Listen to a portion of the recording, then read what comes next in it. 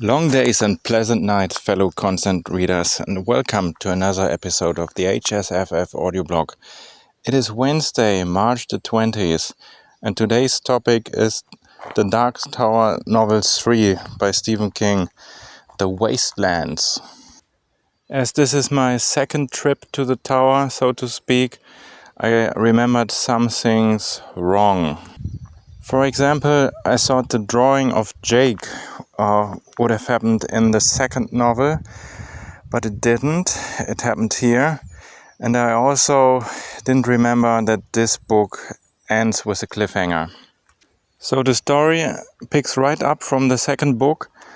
The quartet, which consists of Roland the Gunslinger, Eddie Dean of New York, and Susanna Dean, finds itself on the shores of the seemingly endless Western Ocean.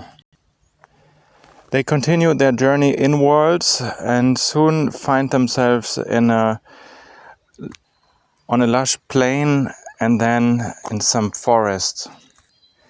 They find the scattered remains of past civilization, and Eddie speculates whether it's the same people that became the slow mutants under the mountain. They start a camp, but soon find that they are in the grove of Shardik, the guardian of the beam. Now this is a very interesting creature.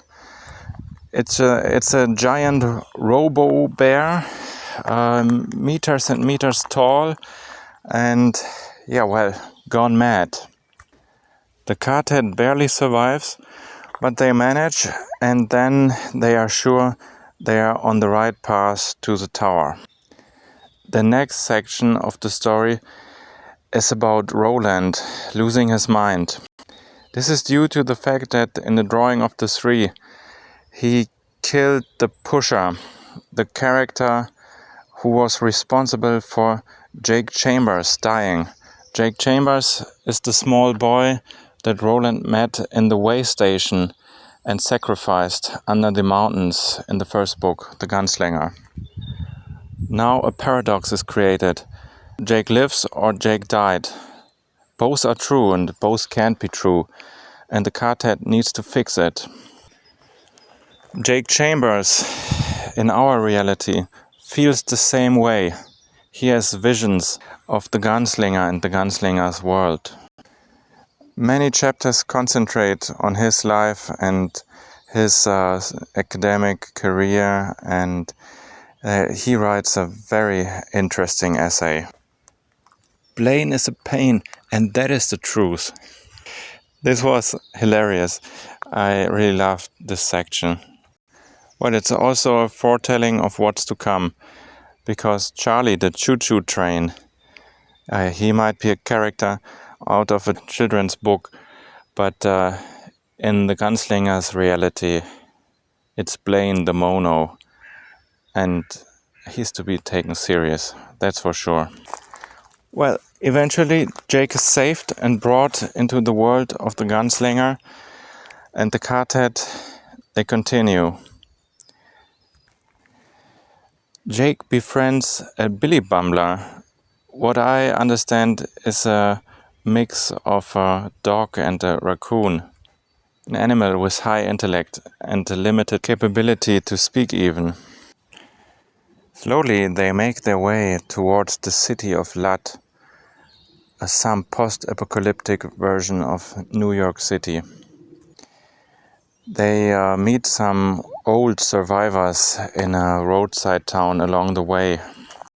But the most memorable part of the story is certainly when they enter the city of Lat, which to me, well, it revived the memories I have of playing Fallout 3. It's a huge post-apocalyptic city, and it's crowded by raiders and mutants, and we have there the king of the loonies, the TikTok man. Eventually, the quartet makes it to the cradle, the so-called cradle of Blaine the Mono, a monorail train with an artificial intelligence. And they need Blaine to cross the wastelands towards the tower. Well, the story is not resolved here. It ends with a cliffhanger. But overall, in my first read-through, The Wastelands had been my favorite book, and I still see why. It has some great scenes, iconic characters.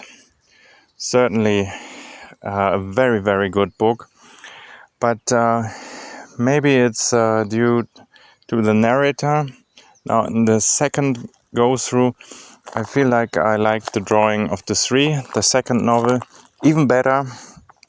And that's probably because of the excellent Eddie chapters in the beginning of the novel. Frank Müller, he really did an incredible job of narrating these chapters. Became very lively to me, and I liked the whole mafia side plot in the second novel. So the story is set to continue in the fourth novel, Wizard and Glass, which I will go through soon. But for now, there's two reasons. I decided to go through another audiobook first, and that is the new book by Haruki Murakami, the famous Japanese author of magical realism. The book is called Die Stadt und ihre ungewisse Mauer, which would translate in English into something like the city and its unsure wall, probably. I've been a huge Murakami fan. He reminds me sometimes of Stephen King, sometimes of Franz Kafka. So most of the times I don't know what's going on, but it's a pleasure to experience the prose. I follow these novels for paragraph to paragraph because there's some magic in the words here for sure. Well, the second reason is that I could motivate my brother to also start the Dark Tower series, and he's one book behind me. So I thought, you know what, it might be fun if we could go into Wizard and Glass and the following books together. So I'll give him a few weeks until he caught up to me, and then we'll experience the series together. Yeah, why not? Alright, that's it for now. I need to continue and finish my noontime MTB ride. There's a beautiful spring weather here in Germany, and I need to ride as much as I can because I need to get back into shape. If you made it to the end, feel free to comment, give the thumbs up, subscribe even. Thanks a lot. See you next time. Bye bye.